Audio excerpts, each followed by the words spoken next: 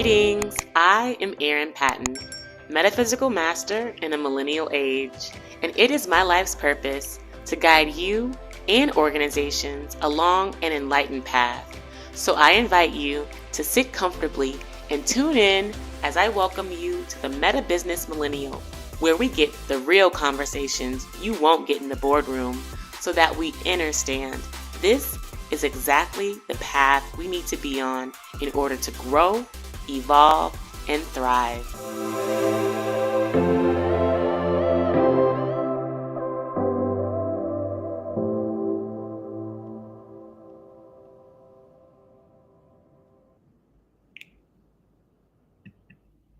Greetings, I am Erin Patton, also known as Master L, and welcome to today's live episode of the Meta Business Millennial podcast. We are live across all social media platforms. We are on Instagram, Facebook, LinkedIn, YouTube, and I am just so happy to be with you all today, because we have a special guest with us today, another curly goddess who I met, honestly, through the internet, through LinkedIn. So it just shows you how powerful these social media, these digital tools are. And I would invite you, if you haven't already, to subscribe to my channel. I'm at I am Erin Patton. And of course, share this video with a friend. And feel free, of course, as this conversation flows, to drop a comment. Definitely, we want to hear from you, your input, your thoughts, your disagreements, your criticisms. We want it all, okay? So without further ado, I want to welcome Janel to the stage. So I'm going to go ahead and bring her on in here. And she can, hey girl, hey.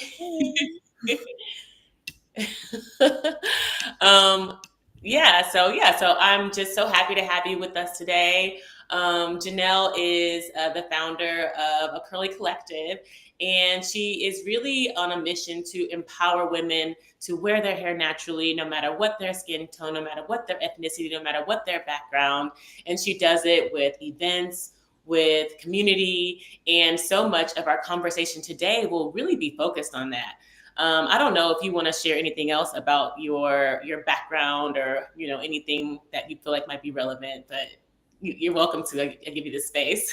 Yes, I'm excited to talk about the importance of community, hair, and all things about that. So we can a little bit more about me. I am a founder of the Curly Crown Collective, but I'm also an author for Curly Gyal Affirmations. Yes. I am a corporate-preneur, so I do work in corporate, and I have my own business. So we can dive into that as well, because that is a community in itself that I'm looking for. So, love that. Corporate-preneur. I never heard that before. Can you really kind of maybe explain a little bit for those that might not have heard that before? Because I definitely never heard it before. Yeah, so it's a corporate and entrepreneur. So I merged the words together because I have two worlds. So I have my 9-to-5, and then I have my entrepreneurship. And how do I balance it all? I'm still trying to figure it out. Yeah. A lot of people call it a side hustle, but you're like, it's not even a hustle no more. It's a whole business on the side. I mean, exactly. Business in tandem with my job. So I love that. I love that so much. Well, without further ado, let's really jump into the community aspect.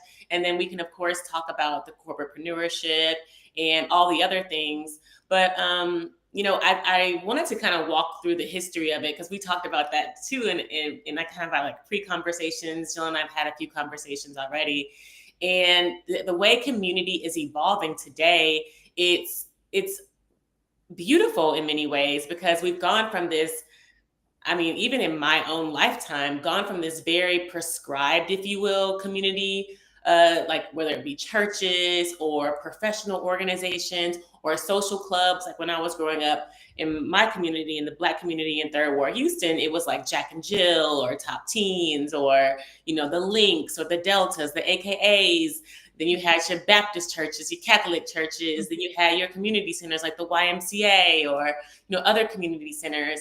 And so it was a very prescribed, or the JCC, like the Jewish Community Center.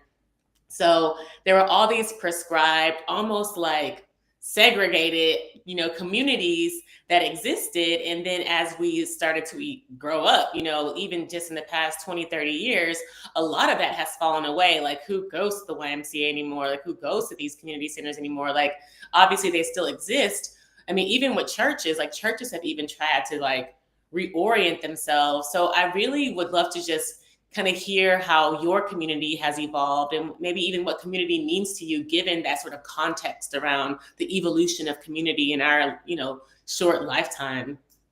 So community can mean different things to different people depending on how they view it.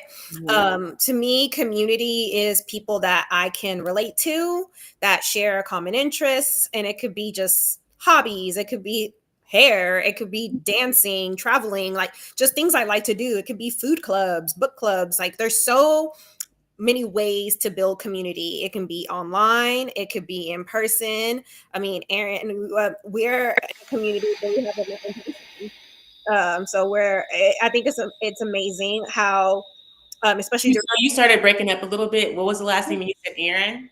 Yes, I said we are a community in ourselves as just being curly girls. Yeah. And community, I think, has really evolved, I'll say, during COVID, because we had to build community. So we'll do lives like this. We'll join what's it called? That Clubhouse.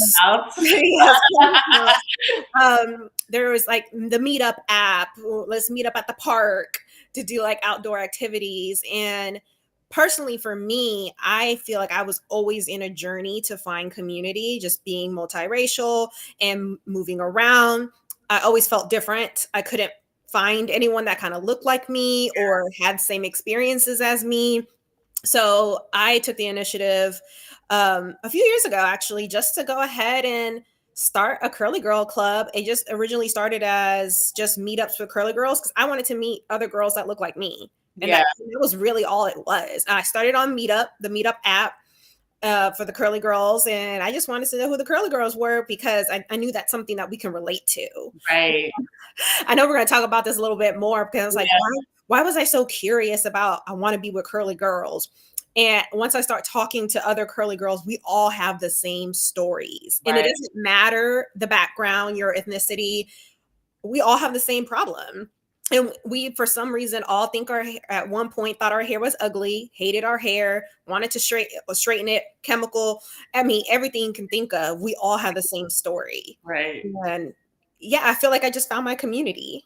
Yes, I love that. And one thing you brought up that I think got lost upon me is the great COVID era, the great 2020, because you are absolutely right. I say like in the past 20, 30 years, like things have changed, but it makes sense in like 2020 that our world shifted in the way communities engage. Like they actually made us stop gathering. It was a forced action across the world where we can no longer gather. And since then, even like the elderly people still have an intense fear, or older people, a lot of people actually have social anxiety, intense fear around gathering. So for you to be bold enough to say, hey, I'm going to leverage sort of these digital resources to find my community, despite, the powers that be forcing me into isolation, that in and of itself just demonstrates so much about you and your leadership more than anything. And so, when you talk about the Curly Girl Collective, or the Curly Crown Collective, I'm sorry about that, but like, what do you feel like your values are? Like what, beyond sort of just the curly hair and the shared stories, do you feel like the collective embodies? Yeah. So number one, obviously, is community. I think that's so important, and especially during this time. I think we need community more than ever. Mm-hmm. So yes, we bond through our hair, but the other things we focus on is hair education. Mm-hmm. And right now there's all these products coming out, and now it's overwhelming. Before, it's like you had 3 choices and that's it. And now it's like every day a new product is coming out. Yeah. So now we've always been struggling with our hair journey, and now we're doing it together and finding what works for us. So at Curly Crown Collective, you can find your girlfriend, and that means finding a girl that has hair similar to you, like your pattern, your texture, your porosity. A lot of girls don't even know what the porosity is, and that all makes a difference. So what products do you use? Okay, that didn't work for me, or that worked for me. So we have a lot. We don't talk about just hair. It truly is a community. We have women from all types of backgrounds, like creatives, entrepreneurs, professional women, and we support each other with whatever projects or events we have. And we just want to make it a norm that curly natural hair is welcomed in all spaces and that we don't have to conform and change our hair to be accepted. Yeah, I love that. And one thing you did mention is that you are an author. And I wanted to get into like, what exactly is this book? I know what it is, but I want you to share with us, why you created this book, what it has to do with the collective, and why it's so important to, of course, like have this tool. Yeah, so I absolutely love affirmations, and it's also one of my love languages. I love words of affirmation. Yeah. And I've struggled with my hair many years, like since I was a little girl. So during my hair journey to natural, I used to journal a lot, and I would write affirmations about my hair to myself. Like I had a lot of affirmations to just until I started believing it. And I'll put them on the mirror as well. Like your hair is beautiful, your hair is professional. Yeah. I would have to tell myself that. And it's like I'm gonna keep on telling myself that until I believe it. Right. So it's been a journey. It took me more than half my life Wow. to love my hair. So actually during COVID, I met a publisher, a local publisher in Houston who helps Black and Brown authors, and connected with him, and gave him my affirmations, and we made it a book. And now it's available on Amazon for right now. If you're not shopping there, let me know. I can get you a copy. But right now, that's where I am. And it's called Curly Gyal Affirmations, Gyal. And the reason why I put Curly Gyal is because I'm a Caribbean girl as well. So I wanted to include some culture in it as well.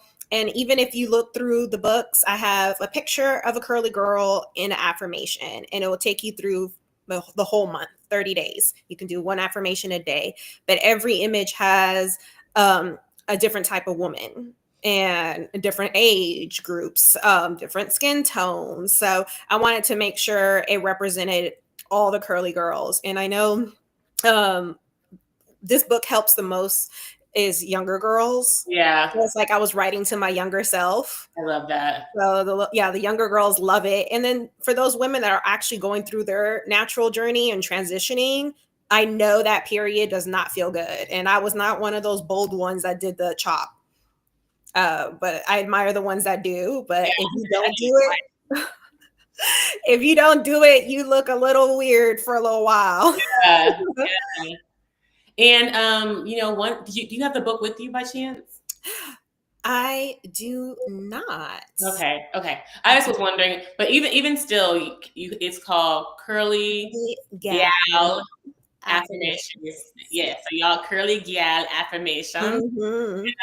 So I think that that's beautiful because I talk about affirmations so much on this podcast. I literally, even in my keynote yesterday, I talked about affirmations and the power of our words, the power of the tongue. And to your point about, like we all kind of struggle with, should I straighten my hair? Do I love my hair? I've had this hair for 40 years, y'all, and I'm still like struggling to accept it the way it is. Like I had today, like it was so dry. I had to add some extra moisturizer before the show today. And I'm just like, Lord, if you don't help me learn how to love this hair, you know what I'm saying? I literally every morning now, because I've dieted and I've had a lot of breakage and it's been falling out. And, I mean, this may seem superficial to people, but people don't really understand the impact that our hair as women has on our being and our perception of ourselves and our self-worth and our beauty. And I follow so many different influencers on Instagram that talk about hair, and it doesn't matter your race or your background. Everyone is experiencing this because we're all trying to find ways to have healthy hair. Our hair is an extension and a reflection of our health, to be honest. It is. It's coming from our head. It's coming from our being. It's the first thing you see. It's a crown for a reason. And, when our crown is breaking and falling out, then that just also shows you the state of the goddess, of the queen. her crown is broken. Her crown is unhealthy. So she needs to be tended to. So the affirmations are a perfect opportunity to start tending to yourself and that love for self. So I think that that's just beautiful. Thank you. It's beautiful. And speaking of the tending to yourself, I really wanted to get into the part 2 of the healing circle, or the healing curl circle, the healing curl circle, and really talk about our own personal experiences with our hair. And I know I have mine, and we kind of started to like scratch the surface, but I think it would be really helpful for watchers either right now or on the replay to find points of intersection and alignment with understanding that this journey is like not a linear one. It certainly has its ups and downs. So I would love for you to kind of share, whatever you feel like could be an example of your healing journey around your curls or your hair. I'm still healing, like you said, but I'm in a lot better place. Like when I tell you, I used to cry in my room and say I hate my hair when I was younger, and beg for a perm relaxer because I just wanted to so bad. And when I think about it, it's like nobody told me my hair was ugly. I think it was just I never saw anyone that looked like me, and not seeing it on TV, not seeing it anywhere, So I didn't laugh so hard, but I forgot about them years when we used to beg for them perms. Beg. I will beg my mom, please. Like I just I hated it so much. Yeah. And that was my mom always tell me all the time, you have beautiful hair, women will like pay to have your type of hair. I was like, well, where are they? I don't see them. And then there were some, when I was like elementary school, some girls would tease me about my hair and pull it, and I knew I looked different, but I didn't understand why. So I was just really embarrassed by it. And then when I went to a predominantly white high school, I was the only woman of color on my dance team. So that did a lot to me. It's like, okay, you need to straighten your hair. You need to have a middle part, slick it back. And I didn't look like anybody on my team. So representation is just very important. And I am happy that I see more of it. I could be watching a commercial and I see a curly girl. I can see some ads and I see a curly girl. I never saw that growing up. So I always wondered how I would be if that happened. So first thing is to loving your hair. At least for me, like I said, I just wrote myself affirmations and I will say them over and over again until I believe. And it's not just even my hair that I do that with. I manifested my husband as well. Like everything I wanted. And I'm really one of those that gets what I want. I love that. Or God makes sure I get better because I manifest. So whatever it is, I will write my notes. I will put it on the mirror while I'm getting ready. I'll repeat it. And I'll keep on saying it. You can switch it up. There's actually an app that I like called I Am, and it's like an affirmation app, and you can set how many affirmations you want it to send you a day. And sometimes I just need it. Like, oh, I am powerful. Thanks for that reminder. Yeah. So you just have to speak love and life into you. Like you said, there's power in the tongue. So if you're like saying, oh, my hair is ugly, or it's not healthy, or just, I hate it. Like those are not nice things to say to yourself in your hair. Right. Mm-hmm. Okay. So many things that align for me. I just have to say that perm story resonated so deeply with me. I was laughing so hard because I remember like very distinctly when I got to high school, I was able to relax my hair. And I was thinking about it. I was a swimmer. I used to swim every day and train every day. And I was in the chlorine and I had this perm.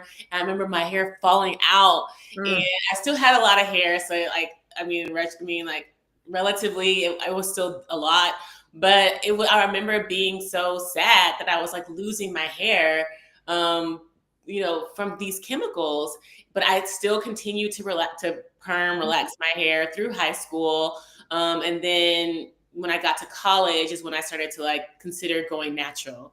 And so it was only like 4 years, but even still, like, I just recall, like, I even think about it to this day. Like I said, I'm 30 years later, 20 years later, I'm still like impacted by these hair experiences when I was a child.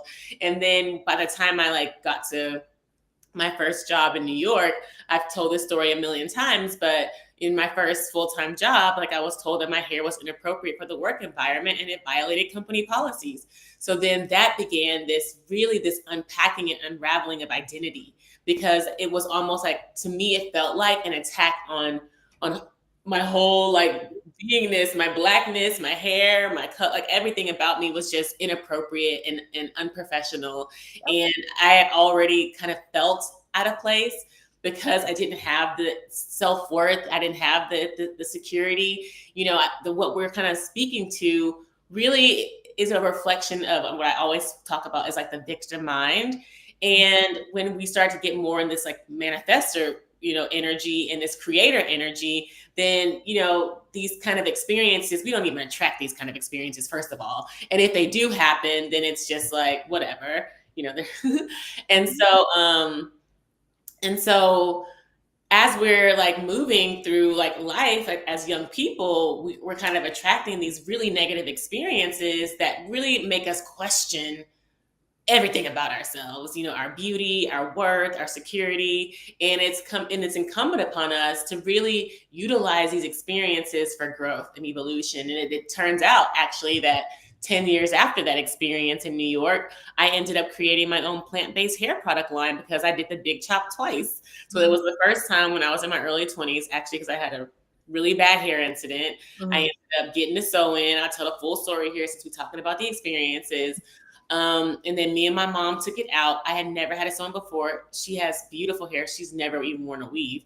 And so we didn't realize that you needed to comb out your hair, which makes sense, before you wash. And so we washed my hair, and my hair matted. Like, it just became a big lock.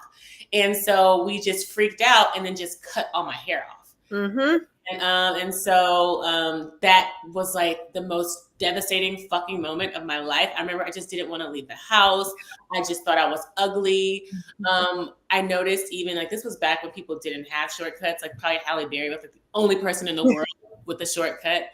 But I remember guys wouldn't look at me when I would go out. Like, I was just like an ugly duckling, because for me, up until that point, my hair was like always down my back. My hair was always so beautiful. Like, I was my hair. Like, maybe Ari said, I am not my hair. I was like, I am my hair. Me. And so I did the big chop. And then it was already really sensitive for me to have this curly, kinky hair that was just so noticeable because it was so short. So when I had that experience in New York, it was just like acid on an open wound. You know what I'm saying?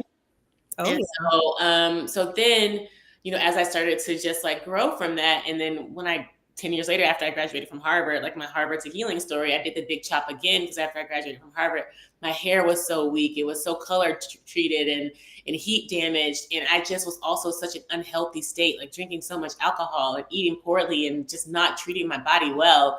I did the big chop again and started making my own hair products, which actually is what informed the brand and the whole, experience that happened from their whole company that happened from there. And so, like, now kind of looking back, even 10 years from there, I feel like I'm going through another metamorphosis of just like, now I want all my natural hair back, and I want it down my back, and I want it healthy and strong. We talked about this too. Like, no more blonde, like, fuck the color treatment. Like, my hair is not the same, because it's like, I really want to start to embody those affirmations. Now I know that my hair is good. Like, I know these affirmations that I speak of myself, but the next step is to like the embodiment. So yeah. I understand. And I can definitely relate to the corporate story you had. Just from what I was told growing up, being a woman of color, you're young, you want to be taken seriously, your hair is a distraction. So when I knew I had an interview or I had to go to work, it will either be slicked back in a bun or straightened, because I wanted to be taken seriously, because my hair was not professional. And I really also think during the pandemic, I saw a rise in the natural hair movement because a lot of us didn't care anymore. We weren't going into the office. We weren't hearing the comments. We didn't have to answer anything like, "Oh, what'd you do to your hair today?" Or like we didn't have to deal with microaggressions anymore. So we can just be our natural selves at work. So there's some positive that came out of Yeah, COVID, the absolutely. community and this natural hair movement. Absolutely. And, I really want to kind of dig a little bit deeper because we wanted to bring a little bit of an exercise into this related to the healing curl circle and invite people who have had these negative experiences, whether very similar to mine or like Janelle's, and journal about it, and we really highly recommend for this first step to really journal and write down any negative thoughts you may have about your hair. Like it's really, important to acknowledge and become aware of where you are. I always say, like, honor yourself where you at. I always say it just like that. Like where you at right now is super important because if you aren't honoring that piece of you, it's going to always be there. Mm-hmm. So you want to be able to acknowledge that, hey, I feel like my hair is too short. I lost my edges because I got, protective styles too long, or whatever the case may be. I have bald spots or I've been stressed out. Acknowledge it. It's just temporary, okay? And, we all have these thoughts and it just happens. And so the next piece then is how do I then affirm myself? Now that I've moved from this place of acknowledging where I am, where I've been, how do I move into the more of this space of positivity? So essentially you want to counter each of those negative thoughts with something positive. So, for example, if you wrote, my curls are unprofessional, then you want to say something like, my natural hair is a beautiful expression of my authentic self. Okay. It's a beautiful expression of my heritage and it belongs in every space that I enter. Mm-hmm. So you really want to start affirming each of those places, each of those negative aspects with something that really amplifies and affirms who you are. Because unprofessional in one place could be like a superpower in another. Mm-hmm. So you may just be in a wrong spot. So having that positive affirmations, to Janelle's point about manifestation, you have to be able to acknowledge the good in the scenario once you've become aware of what you need to let go, so that then your energy can attract those good people, places, experiences that align with your higher self, with your new self. Okay. And then after that, I want you to cross out those negative thoughts. You know what I'm saying? This helps to just like rewire your brain. It also helps to like release. It's like a release exercise, if you will, of that which no longer serves you.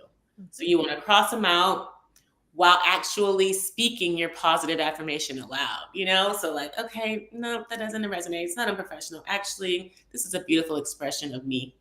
So you really want to start to, physically remove those negative thoughts from your mind, your being, your thoughts, your perceptions, so that you can start to invite higher feelings, higher thoughts, higher perceptions. So yeah, I wanted to give you guys this little nugget exercise to really help you move past this negative place so that we can all have the healthy, long, beautiful hair that we always dreamt of having and that many of us had as little girls. And so there's no reason why we can't continue to have this. So I don't know how this resonates with you, Janelle, but I just wanted to throw that in there. Oh, I absolutely love it. If only I heard this when I was younger. Yeah, it would be so different. And people can tell if you don't have like self-esteem or you don't love yourself, and you will attract people to affirm that negative thought of you. Yes. And joining a community like Curly Crown Collective, where there's girls who are in the journey of embracing their hair and want to embrace their hair, it helps with your journey and helps you to actually believe the thoughts of your hair being beautiful, because forever I didn't think my hair was. So when you're around community to affirm you are beautiful, you will start to believe it as well. Yeah, I love that. Mm-hmm. And I want you to start talking a little bit about sort of that corporate entrepreneur journey, because this is the Meta Business Millennial, so I love to get into the business conversations, and how you actually went from saying, okay, I have this 9 to 5, I have my side hustle, but then I also have this business that I want to build, and then actually I'm going to do both at the same time, because actually I've never really heard anyone choosing to do both. So I would love to hear that journey from you, and then maybe tips to other people who are maybe in a similar spot wanting to be. Yes. So this corporate-preneur journey started in 2023, so very recent. As I said earlier, I started like the Curly Girl meetups during COVID. So like 2021, whenever we were allowed to meet with people outside, Houston didn't really close. So so they may have limits on like to how many people may be allowed in a venue. So I just started doing meetups, and girls will show up. And I was doing that for a while. And I remember I had a mentor that had been watching what I was doing. And he's like, you can make this like an official business, like make it a community, get your LLC, get the girls together. You can do a membership, because a lot of women were looking for community. I mean, if you look into these social clubs, these women entrepreneur clubs, maybe it's mostly women that desire community, even though I feel like men need it too. But I think women, we seek it more. Yeah, certainly. Yes. So I gave it a try in 2023. I rebranded. I mean, I'm still in my business journey right now. I mean, being a corporate-preneur is not easy, but I would never, let's say, encourage someone to quit their 9 to 5 to pursue. Like entrepreneurship is not easy. Right. So I personally, I mean, I know plenty of people that have quit to go full time into their entrepreneurship, which I think is amazing. I don't think that's my calling, but do what's best for you in your situation. Because eventually, I work in corporate, I work in the DEI space. I absolutely love what I do. Yeah. Something that I've come across, actually, a lot of women that I even see on LinkedIn that wear their hair natural, a lot of them are in the DEI space, which makes sense because we embrace ourselves, community, people. So we show up as our authentic selves. I love that. I do. And I just want that to be across the board. So that's how I started. I mean, I'm still building the community. I have a community app. We have in-person events every month. I'm getting a lot of attention from brands that want to partner with us. So it's really exciting to see that we are getting more momentum. Our community is continuing to grow. And this is not just a Houston-based community. I mean, eventually we want to be global, but I want to bring in ambassadors in different cities that will lead curly meetups in their cities as well. Like get all the curly girls out, because we all need each other. I know we didn't talk about this part, but we spend the most in the beauty industry. We get billions of dollars because we buy everything because we're trying to find what works for us. Yes. And then we hoard the products in our cabinets for years because we spend too much money. We don't want to just throw it away. But side note, make sure you donate those products to your local women's shelter, because I guarantee you, I do this every year. If you look at the things they need, a lot of them do need like textured hair products. Wow, I didn't know that. Yes. So we all can support a girlfriend no matter where they are in their lives, no matter the age, the background.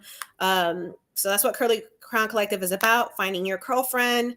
And we're just going to continue to grow. I didn't realize that this would be like such a big deal. And I think it really hit me when I won my first pitch competition in 2022. Okay, tell us about that. Yes, I pitched for Houston Black Entrepreneurship Week. This was about 2 years ago, actually. And I pitched. It was my first time pitching, and I placed. And I just did my second pitch competition earlier this year, and I placed again. Nice. And this was pitching the Curly Crown Collective. Yes. Okay. So this is why I'm starting to see, okay, there's a need for this. Yeah. And I just need to, make it happen because I hold myself back. And I don't know if that still ties back to my hair where I'm like hiding. I don't know. Like that's maybe subconscious, but I do know it's a need. Women need it. Little girls need it. Mm-hmm. But what I need as well from the curly community is for them to also show up. Mm. So that I will say, if we're being transparent, is my my challenge, or my certain challenge I'm going through right now. Yes, the community. Yeah, the community not showing up. Yeah. Mm-hmm. That's such okay. A Yeah. couple things. Yeah.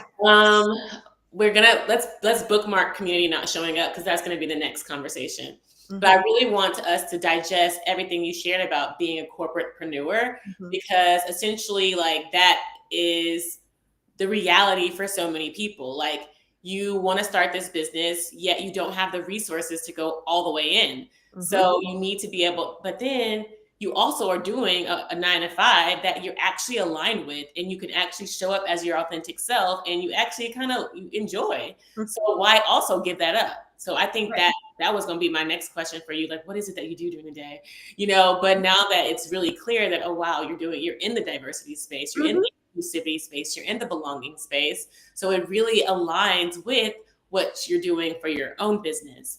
Yeah. And I have to say that for those of you out there that are wanting to navigate the side hustle / corporatepreneur journey, make sure that if you can, or you can arc towards having both align with your purpose, with something that is meaningful to you, with something that you're passionate about. So for example, like if you're interested in engineering or robotics, what I'm saying, like you're working in sort of a very strategic engineering type of organization, and then your business is also aligned. So it's like you're doing something during the day that can really inform what you're doing on the side or also full time. So having that alignment in purpose is key. And so I think that's why it works for you, why you can Mm-hmm. proudly, I'm a corporatepreneur, and also why even probably your employer supports what you do in your spare time, because it also aligns with what you're doing with your employer. So it really is a win-win for everybody. It is. But the key is balancing. That part. So if that 9 to 5, it ends at 5. Mm-hmm. When you're working on your side hustle, your other brand, any break you get, like I work today. Now in the evening, I'm on this podcast for myself. So Yeah. you are working all the time. On the weekends, you're working.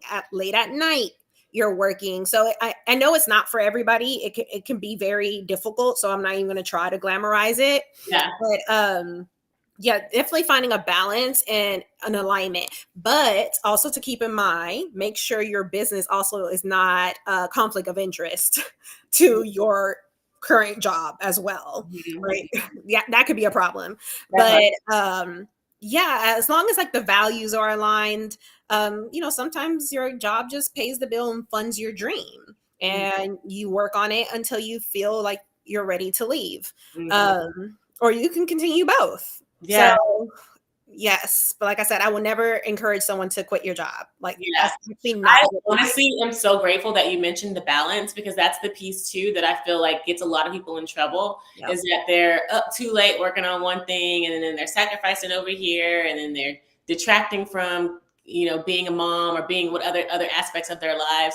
And especially as Black women, women of color, melanated women, we are always giving. And so we want to make sure that we're not over giving in either space. Like you're still making that time for yourself. So I'm so grateful that you brought up that piece about balance, because the balance, you guys, is so essential in all that you do, especially if you're trying to navigate the corporatepreneur or the side hustle life. Yes, Mm-hmm. absolutely. And I want to build on that conversation we were having about community, because we started talking about community. So I want us to kind of just like start to wrap it up around community, because you mentioned that people aren't showing up. And this is not a blame. We're not judging. Like I always say, we look, we don't judge. We Mhm. listen, we don't judge. This is a no judgment zone. We're just here to observe, to explore, to problem solve, if you will.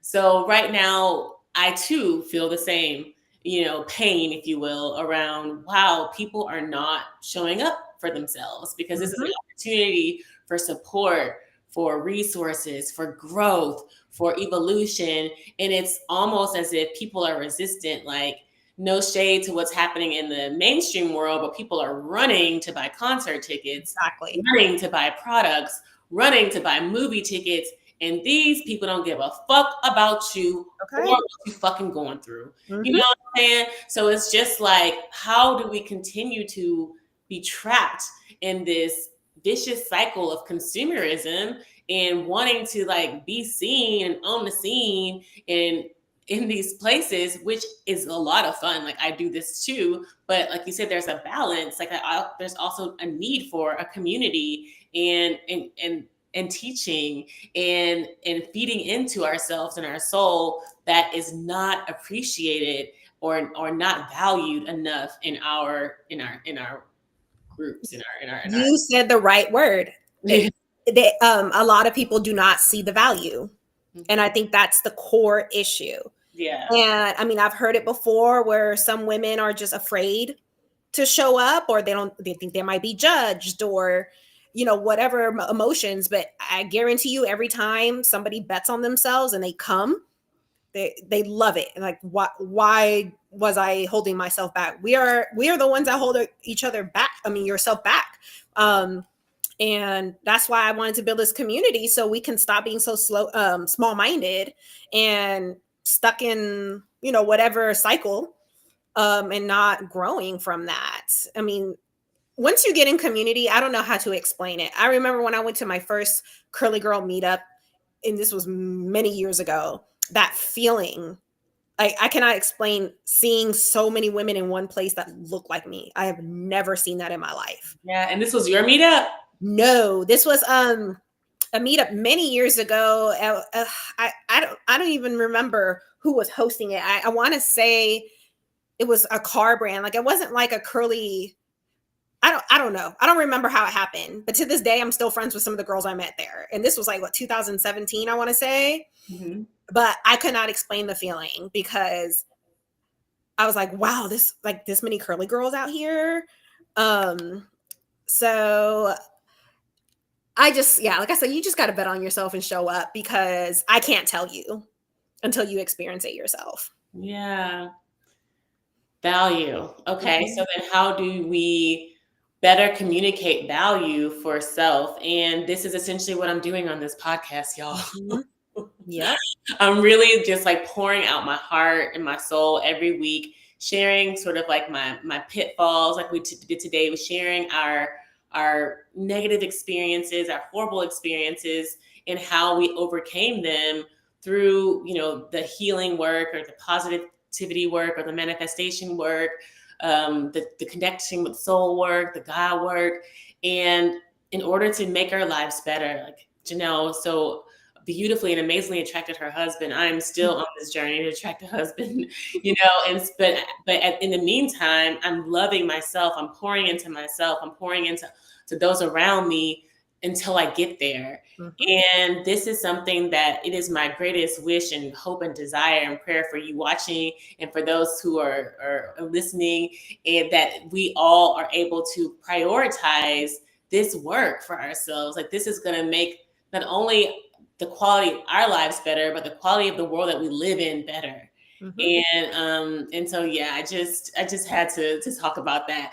And I feel like it's a great segue into what you have coming up. We really wanted to acknowledge that this is May and we're in Mental Health Awareness Month, and that there may be some things coming down the pipeline for the Curly Crown Collective that can really support people in exactly what we're talking about now. So I wanted to give you this space to kind of like talk about these things. Yeah, so I can give you an example of events that we've done and what we have coming up. So last Friday we had Curlfluence where we celebrated National Curly Hair Day. If you didn't know that, it was May 2nd. Oh, Curly, And I didn't know that. yes, and LYS Beauty, they sponsored us and gave us makeup brushes, blushes, lip. I mean, it was wonderful. And we took headshots. We had a coach to make us feel confident and have a new LinkedIn headshot with your true authentic self. Yes, with the curly hair. Yes. So that itself boosts your self-esteem. Yeah. And then at the end of the month, we're actually doing a curl healing circle, a real one at a wellness spa where we're going to unpack the trauma and negative thoughts that we have towards our hair. So many women, including myself, we probably carry negative thoughts and we wonder like why we attract, like you said, why do we attract certain things, experiences, people, and what is it that we're holding on to that's holding us back. And this is honestly my first time doing this type of activity. um, so I encourage you to join if you're in the Houston area on May 23rd.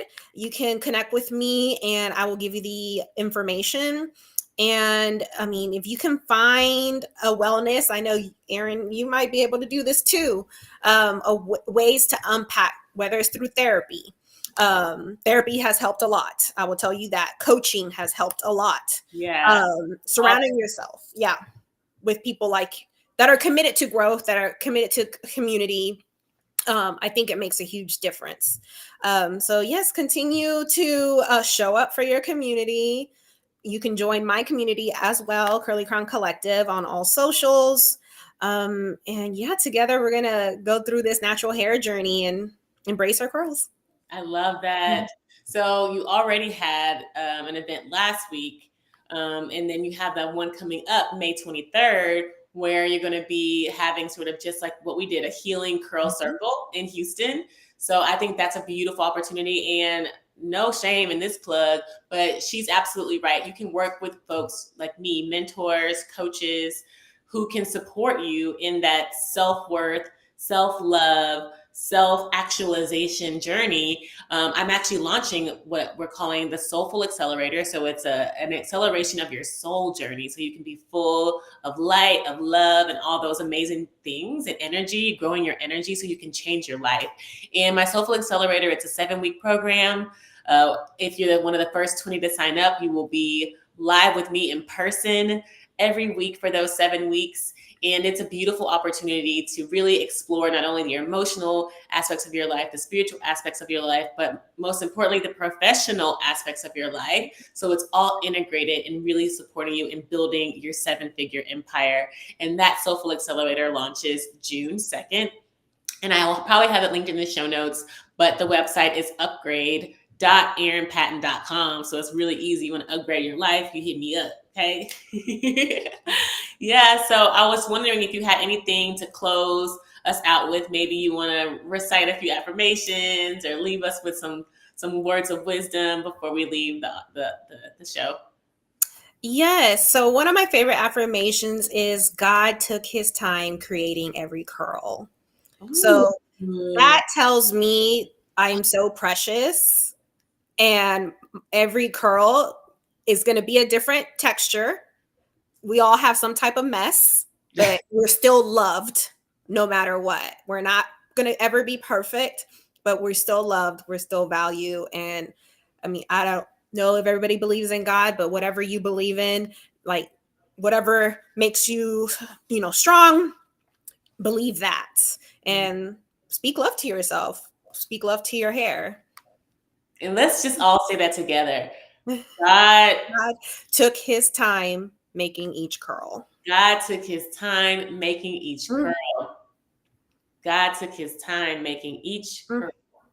Okay, God took his time making each curl. I never thought about that. Each one of these got a lot of follicles in here. Yeah, everybody got their own little space. Yes, I mean we have it on our arms too, so everywhere we got hair everywhere. Yeah, God has took his time making each curl, y'all.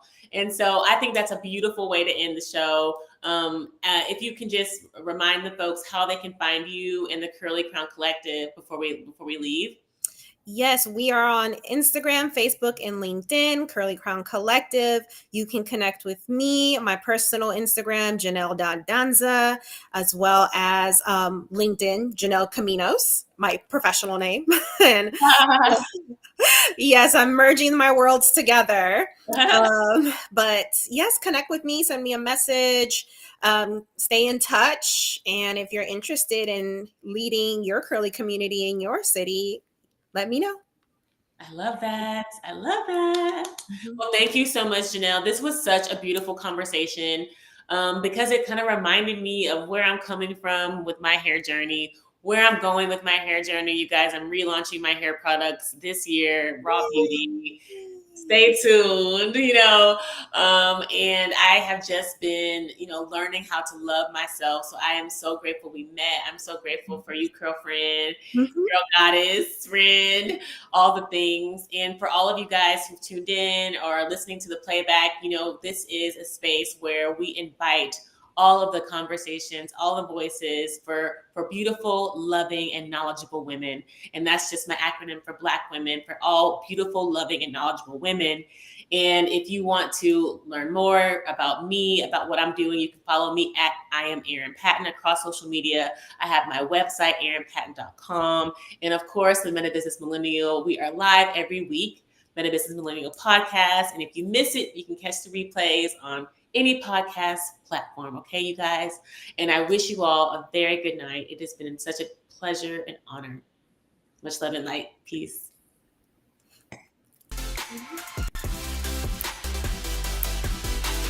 Did you really love this episode of the Meta Business Millennial podcast? Well, I am honored, and I appreciate you subscribing, leaving a review, and sharing it with your friends, because your feedback allows us to co-create more enlightened conversations.